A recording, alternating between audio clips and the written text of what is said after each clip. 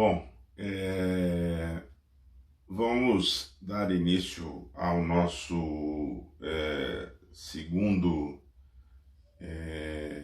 encontro e segunda aula. Primeiro, falando sobre um ponto que ficou para trás, que é a questão da relação ou a hierarquia normativa no direito brasileiro, dos tratados internacionais, notadamente aqueles sobre direitos humanos, e esse é um tema que vocês já viram em outras matérias, já viram também em constitucional, não sei se já fizeram direito internacional público, é uma coisa que vem sendo discutida há algum tempo dentro da Constituição de 1988, desde a vigência da Constituição de 1988, e que gera discordâncias na jurisprudência. Pois bem, o tema começa com o parágrafo 2º, que todos nós sabemos deu margem a uma interpretação de que tratados internacionais que versassem sobre direitos humanos pudessem, de alguma forma, ter status de norma constitucional no direito brasileiro. Esse é um tema que foi levado ao Supremo Tribunal Federal. Eu falei sobre isso com vocês lá em março, quando começamos as aulas, o Pacto de São José da Costa Rica. Falamos das decisões, ou de algumas decisões, de duas decisões, uma mais antiga, no qual o tribunal afirmou a constitucionalidade do tratado e disse que ele era norma infraconstitucional, não uma norma legal, e que, portanto, não poderia alterar normas constitucionais. Não nos esqueçamos que o primeiro tema, esse primeiro caso, foi o caso no qual se pretendia uma aplicação de um direito ao duplo grau de jurisdição. Eu não vou voltar no caso, que não está previsto na Constituição. E a argumentação no habeas corpus que foi feita, foi defendida por um advogado contra, ou pretendendo a anulação de uma decisão judicial tomada pelo Tribunal de Justiça do Estado do Rio de Janeiro. Em suma, afirmava que, no caso, o paciente no HC, a ele havia sido negado, ou a ela, porque era uma mulher, chamada Georgina de Freitas, envolvida em escândalos relativos à Previdência Social. A tese era de que ela, como paciente, a ela havia sido negada o duplo grau de jurisdição. Ela foi julgada pelo tribunal porque cometeu crimes em concurso com o juiz. Artigos da Constituição relativos ao Poder Judiciário, se não me engano, o artigo 96, diz que o juiz é julgado pelo Tribunal de Justiça, e ela, como cometeu em concurso de agentes o crime com um magistrado, também foi julgada pelo tribunal. E, tendo sido julgada pelo tribunal, não tinha a possibilidade de um recurso extraordinário à sua, ou melhor dizendo, de um recurso ordinário à sua disposição. Esse é o cerne da noção de duplo grau de jurisdição. A tese do HC é de que, desde a vigência do Pacto de São José da Costa Rica, que prevê um direito ao duplo grau de jurisdição, a haveria uma revogação das normas constitucionais relativas aos foros privilegiados. E foi, aliás, isso que levou o relator a dizer que a tese da hierarquia constitucional do Pacto de São José seria absurda, porque, no mínimo, ela significaria a revogação de todo o subsistema constitucional de competências extraordinárias, ou de competências, perdão, em razão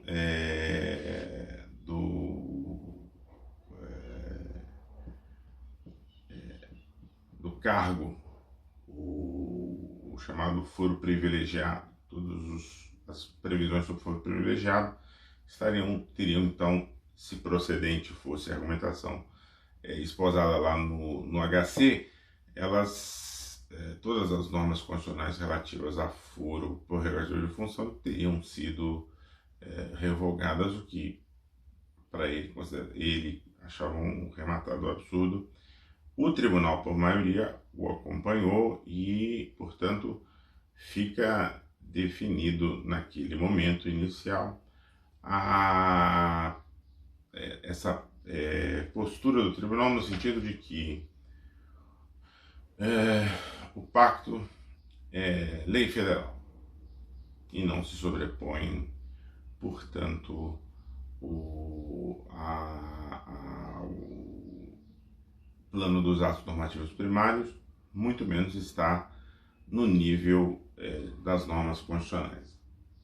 Posteriormente a isso, houve um outro caso também famoso, relativo à alienação fiduciária em garantia. Esse é um tema que eu tenho certeza vocês já ouviram em constitucionais passados ou no direito internacional público, onde o tribunal declarou a inconstitucionalidade de legislação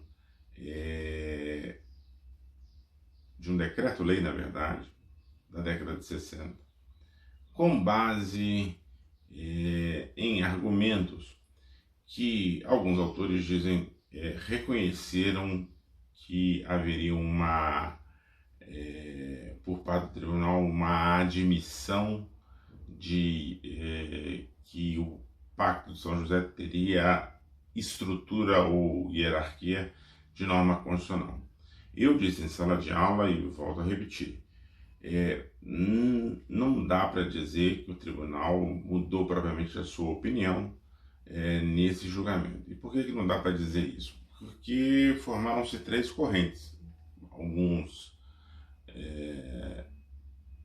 votaram com o relator, que para mim deu o melhor voto. O relator era o ministro César Peluso, que disse que o tema não passava nem demandava análise do Pacto de São José da Costa Rica.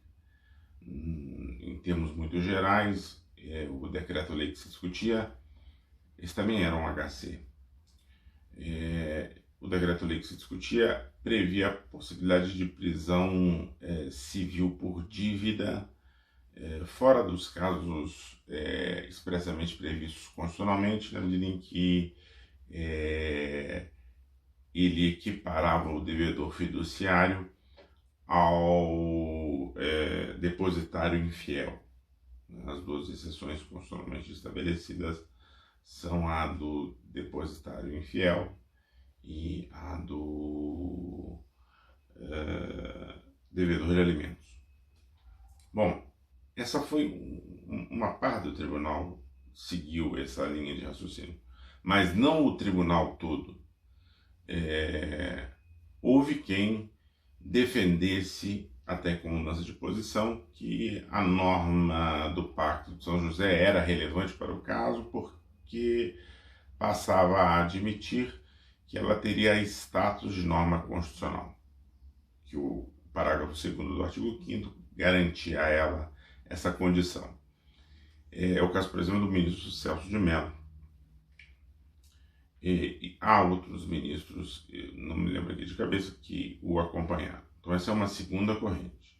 E aí, diz ele, como no pacto só se previu uma possibilidade de prisão por dívida, e o pacto tem estatura de norma constitucional, haveria uma revogação da possibilidade da prisão do depositário infiel e, por via de consequência, das figuras equiparadas ao depositário infiel.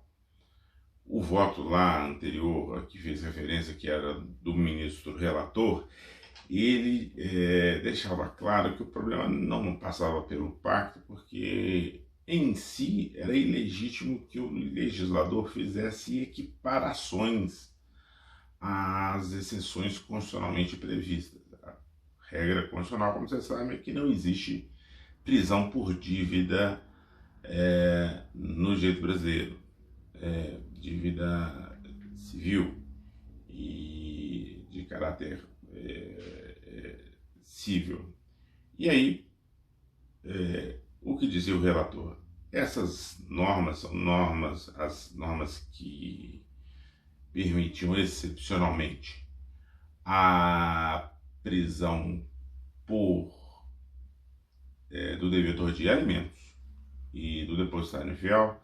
São normas, por excepcionais que são, devem ser interpretadas restritivamente. Logo, não é possível ao legislador promover equiparações, porque promover equiparações significaria aumentar o rol de possibilidades da prisão por dívida de caráter civil, o que é inadmissível no direito brasileiro, como regra. Então, o que ele advogou na última análise foi uma interpretação restritiva das exceções constitucionalmente estabelecidas, o que é, para mim, absolutamente razoável e resolve o problema sem que você tenha que ficar mexendo ou tratando ou levando em consideração o Pacto de São José ou qualquer coisa desse tipo.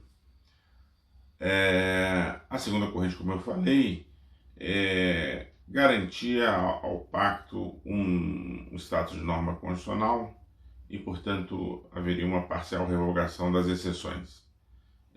O depositário infiel já não mais poderia ser ele objeto de prisão. Tem uma terceira corrente, que é a da supralegalidade, que é, como eu também já disse lá naquela época, uma corrente difícil de se entender. Eu citei aqui alguns casos, notadamente o artigo 178 da Constituição Federal, que talvez possam servir de de alguma forma, de uma baliza para o que se quer entender como uma norma, o caráter supralegal dos tratados de direitos humanos. Seria mais ou menos uma coisa como um escalão intermediário, ou colocar esses tratados no escalão intermediário entre os atos normativos primários e a Constituição, de modo que o legislador não estaria autorizado a dispor contra o tratado até a denúncia do tratado, né? E porque basicamente, como vocês sabem, está no vídeo passado, o tribunal disse isso com relação ao CDC, tendo em vista o Tratado de Varsóvia sobre responsabilidade civil das empresas aéreas no transporte de passageiros de caráter internacional.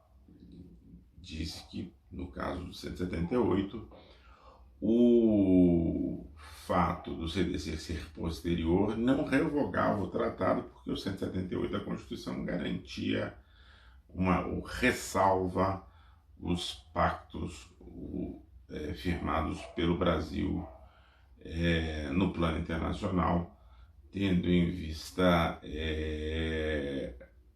temas relativos ao transporte aéreo de passageiros entre ou no plano ou entre países. Enfim, parece então que essa corrente, eu não quero tentar explicar essa corrente, porque quem tem que explicar essa corrente é quem defende essa corrente. Essa corrente tem problemas sérios do ponto de vista lógico. Parece que o que esses ministros querem com uma supralegalidade é criar um bloqueio, mais ou menos como o 178 criou para o CDC. Sim. Só que o caso do 178 é muito particular, porque é a própria Constituição quem estabelece isso. Dirão vocês, mas o parágrafo 2º estabelece algo parecido. Algo que me parece duvidoso fazer a comparação, a analogia entre as duas coisas. E, além disso, temos uma questão que não é qualquer, que é de saber de como se dá, como eu já disse na última aula, a tal da denúncia formal no direito brasileiro. A denúncia formal no direito brasileiro é objeto de discussão. Se ela é um ato privativo do presidente da República, ou se há que haver uma autorização do Congresso Nacional, uma manifestação também do Congresso Nacional, autorizando ao presidente a denúncia do tratado. Sobre isso, só por curiosidade, eu pesquisei aqui como o estado em que está a ação que questiona o decreto presidencial de denúncia da OIT, da Convenção 158 da OIT. E a ação direta de inconstitucionalidade contra o decreto presidencial que denuncia é a ação 1625. E ela já tem 6 votos. Eu confesso que não sabia de que já eram tantos os votos assim. Eu pedi isso já. É bastante antiga essa.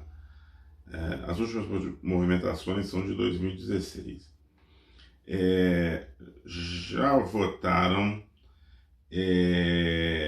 5 ministros pela inconstitucionalidade do decreto e 1 ministro pela constitucionalidade do decreto. Quer dizer que nós temos 5 ministros que entendem hoje que o presidente não pode, por ato exclusivo seu, fazer a denúncia formal do tratado.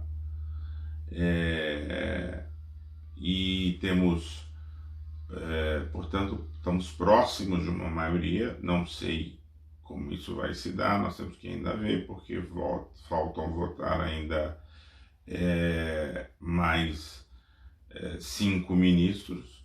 Então, temos muita coisa pode acontecer no meio desse caminho, mas se um só se juntar aos 5 que já se manifestaram pela inconstitucionalidade, nós vamos ter uma grande modificação na prática de denúncia formal de tratados do direito brasileiro. Passará essa prática a ser da seguinte forma, pelo menos parece ser essa a indicação: o presidente só poderá denunciar o tratado se e somente se autorizado pelo Congresso Nacional. Então, haveria a necessidade de tanto quanto na incorporação, que o presidente pedisse através de um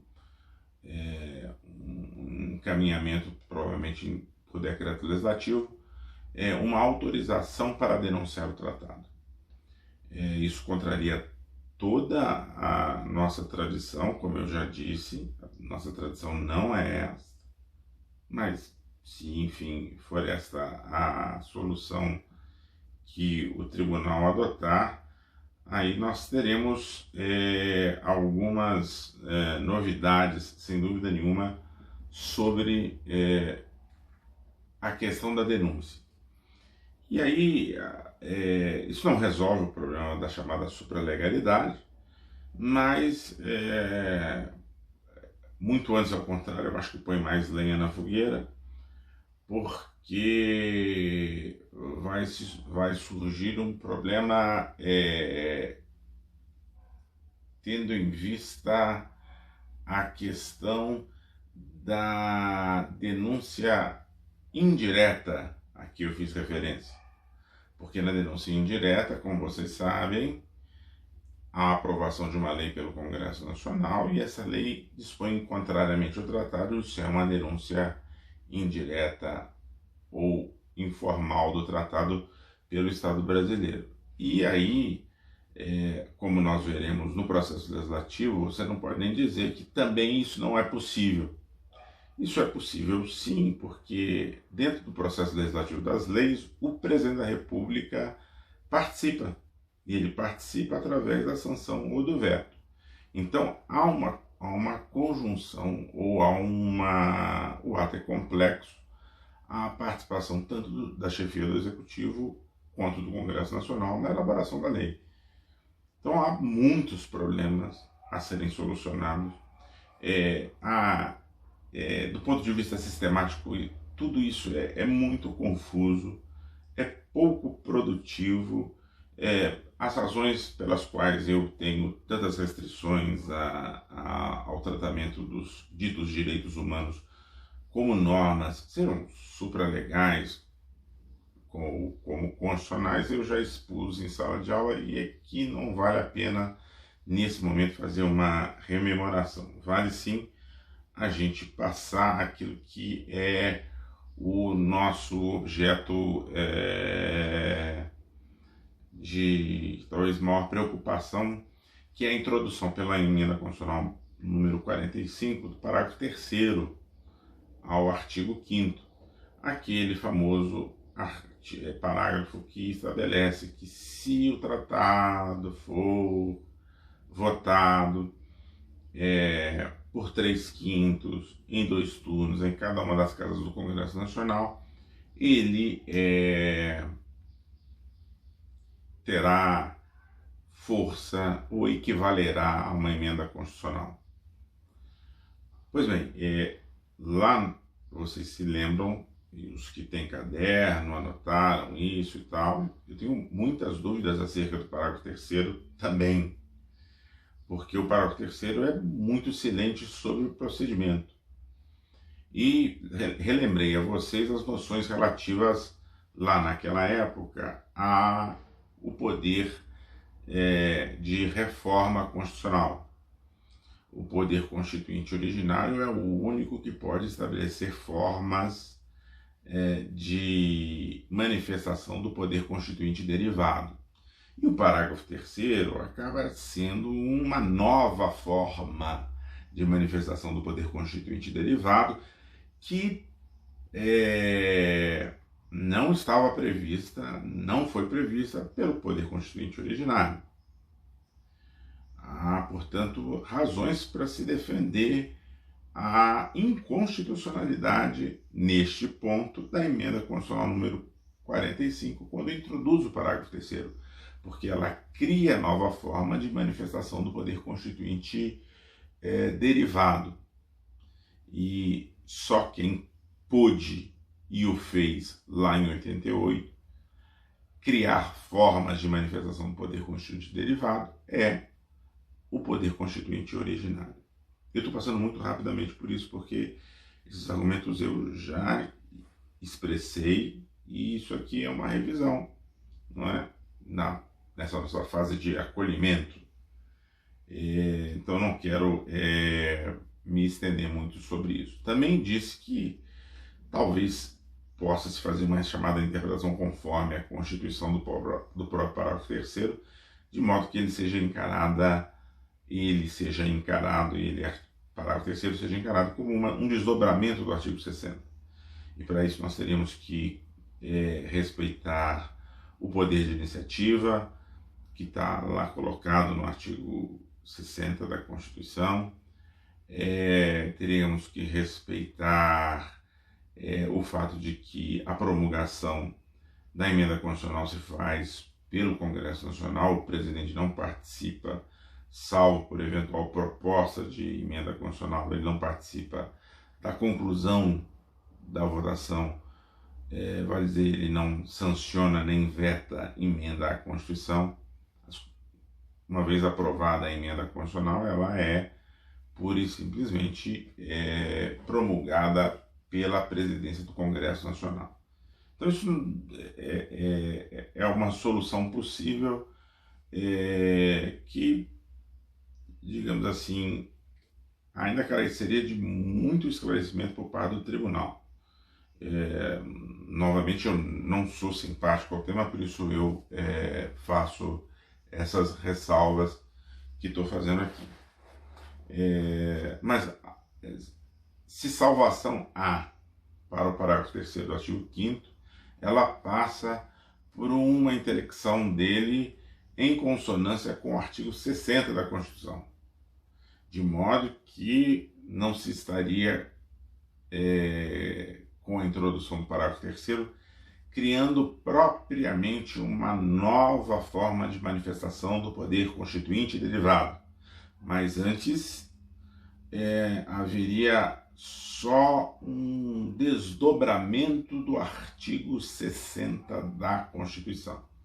Isso impõe, como os que se lembram e os que não se lembram, coloquem isso aí, procurem nas suas anotações, isso impõe uma série de restrições no uso do parágrafo 3º do artigo 5º. Restrições essas que o amoldam ao artigo 60.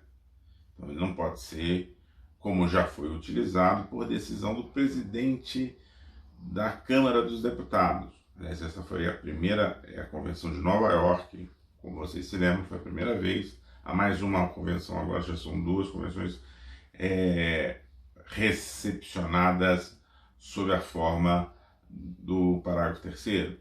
E lá no primeiro caso foi um despacho do presidente da Câmara que determinou a aplicação do parágrafo 3º. Eu já disse a vocês, naquela época, e agora repito aqui, o presidente da Câmara não está listado no artigo 60 como um daqueles que pode propor emenda à Constituição.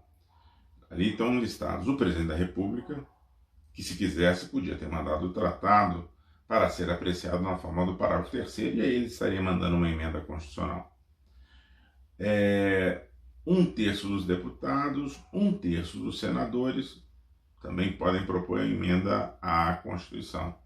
Por manifestação de 1/3 dos deputados ou 1/3 dos senadores, o tratado enviado ao Congresso poderia ser, então, poderia se deliberar sobre ele na forma do parágrafo 3º.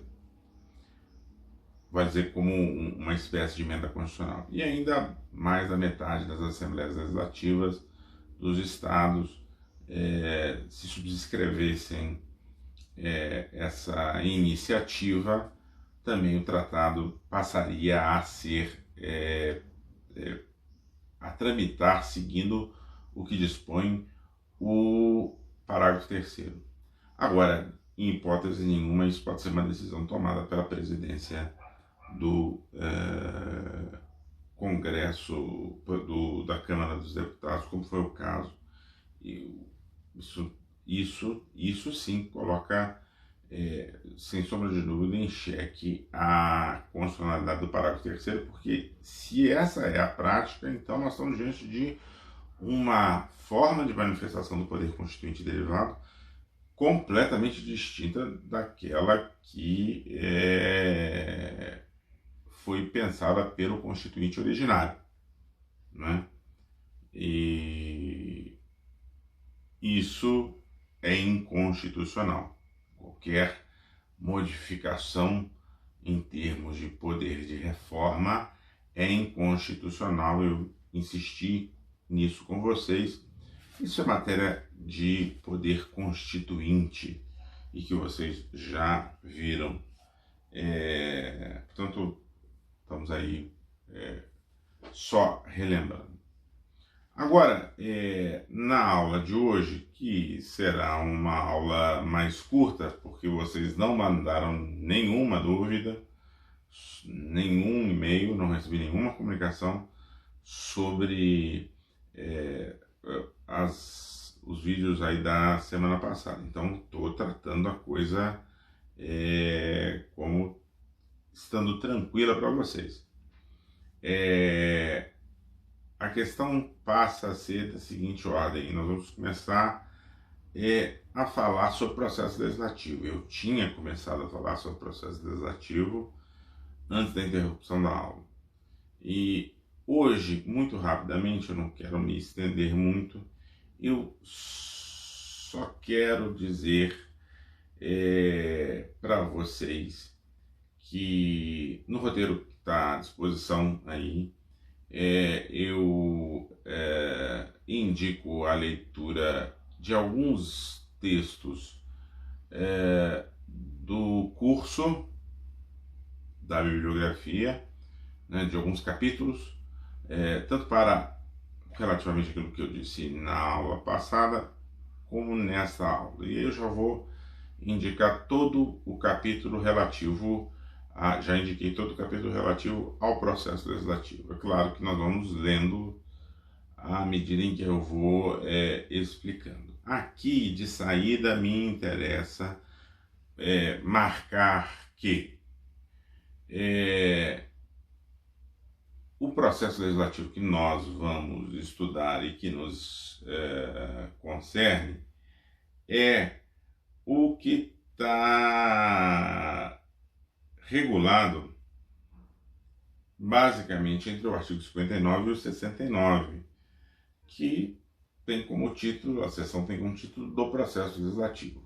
Fora desses artigos aqui, claro, há menção a outros. Por exemplo, na última aula eu falei sobre o artigo 47, que é uma regra geral sobre quórum para aprovação de proposições dentro do Congresso Nacional, das suas casas e das suas comissões. A regra geral é da maioria simples. Isso está no 47, portanto, não está no capítulo do processo legislativo, no entanto, integra, por óbvio, regra sobre quórum para aprovação, é essencial.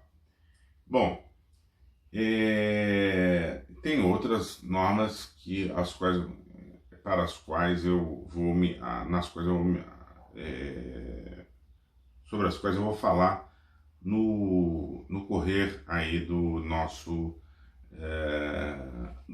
encontros. Vou devagar agora porque temos ainda que na semana que vem tentar chegar ao ponto em que estávamos quando paramos. Mas aqui me interessa relembrar a vocês que eu insisti que as normas que serão objeto de estudo aqui são as normas constitucionais sobre o processo legislativo. As normas que estão inscritas na Constituição sobre o processo legislativo. E eu disse lá na época, vocês vão se lembrar, que a Constituição fala pouco sobre o processo legislativo. Ela dá as grandes linhas, fala sobre poder de iniciativa, fala quais são as espécies normativas. Na última aula eu esqueci de falar da lei delegada, eu fiz uma lista e não coloquei a lei delegada. E traça linhas gerais sobre o procedimento, mas não detalha. A Constituição brasileira, assim como várias outras constituições mundo afora, não faz um detalhamento sobre o processo legislativo. Quem faz esse detalhamento é a resolução da Câmara, a resolução do Senado, que regula o procedimento e os trabalhos de cada uma dessas casas, bem como também a resolução do Congresso Nacional.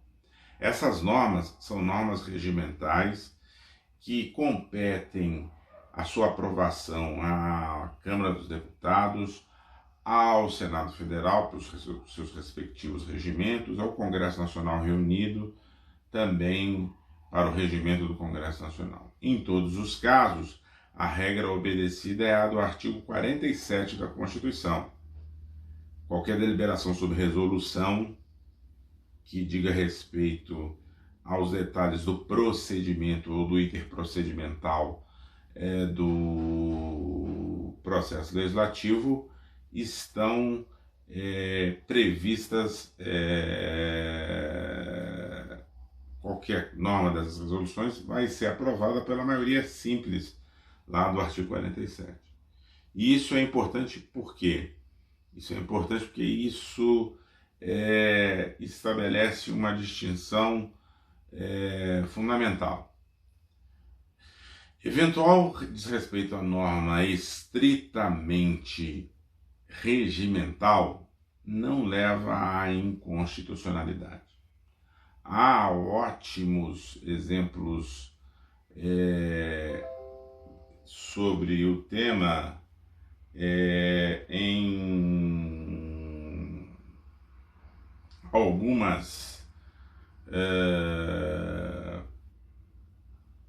em alguma literatura estrangeira. Algumas constituições têm normas muito específicas sobre o regimento, sobre proteção de minoria parlamentar. Nada disso se aplica ao direito brasileiro. O direito brasileiro segue uma tradição que é mais ou menos universal. Excepcional são essas constituições a que eu me refiro, que fazem alguma proteção à minoria. O direito brasileiro segue a noção de que a ordenação dos trabalhos internos do Congresso Nacional é problema do Congresso Nacional. É a chamada teoria da questão interna corporis, a expressão em latim assim mesmo, e o Supremo já disse mais de uma vez que não analisa a inconstitucionalidade de qualquer norma, lei ordinária, lei complementar, com base exclusivamente em violação a regimento. Regimento é problema de cada uma das casas ou do Congresso Nacional. Regimento é matéria de economia interna dessas casas e não deve ser submetido a controle de constitucionalidade. O que levará o Supremo a fazer controle de constitucionalidade é exclusivamente a violação a normas contidas na Constituição Federal, normas de processo legislativo que tenham estatura constitucional. Do contrário, o raciocínio que faz o Supremo a maioria deliberou de maneira distinta daquilo que está descrito no seu regimento.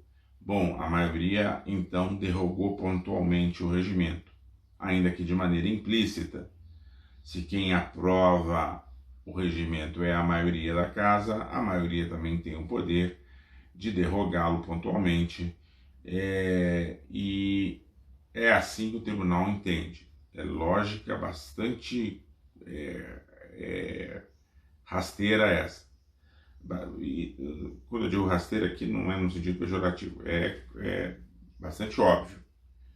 Então o Supremo diz assim, olha, qualquer questionamento acerca da constitucionalidade de uma norma do ponto de vista do procedimento, do processo legislativo, tem que ser questionamento com relação à violação à norma constante na Constituição e que regula o processo legislativo. Se a norma é meramente regimental, nós não temos como nos manifestar, não é da nossa alçada o assunto pertence à casa parlamentar ou às casas parlamentares que decidem as questões do seu funcionamento, da sua de trabalho, e ponto. Então não há nada que a gente possa falar sobre isso. Daí porque o nosso principal objetivo aqui vai ser tratar com as questões ou com as normas da Constituição Federal e não com as normas de caráter regimental. Eu vou parar por aqui. O roteiro tá lá, ele é pequeno e ele já antecipa um pouco o que nós vamos falar nas próximas na próxima videoaula, mas essas noções já estão colocadas lá, tá? Noção de que o curso e o processo legislativo a ser analisado é aquele que diz respeito às normas constitucionais e só a elas, tá ok? Então, hoje nós vamos ficar por aqui, temos menos um pouco de 40 minutos, mas não houve, até ontem à noite, era a hora marcada, não houve questão. Então, eu termino por hoje aqui. Então, saudações rubro-negras a todos e a gente se vê ainda essa semana com uma nova postagem.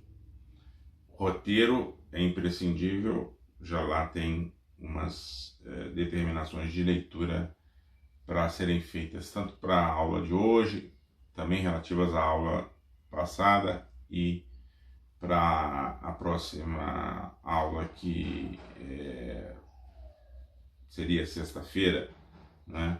E eu posso na quinta noite, se tudo correr bem, se não no máximo na sexta de manhã, como da última vez. Então até lá, e perguntas que não chegaram dessa vez, por favor, mandem pra gente, mandem para mim, através do e-mail institucional, porque, mais uma vez, é fundamental que a gente tenha algum tipo de interação, senão vai ficar muito difícil. Eu vou partir do pressuposto que vocês estão entendendo tudo e vou continuar falando aqui. E essa matéria é uma matéria muito delicada.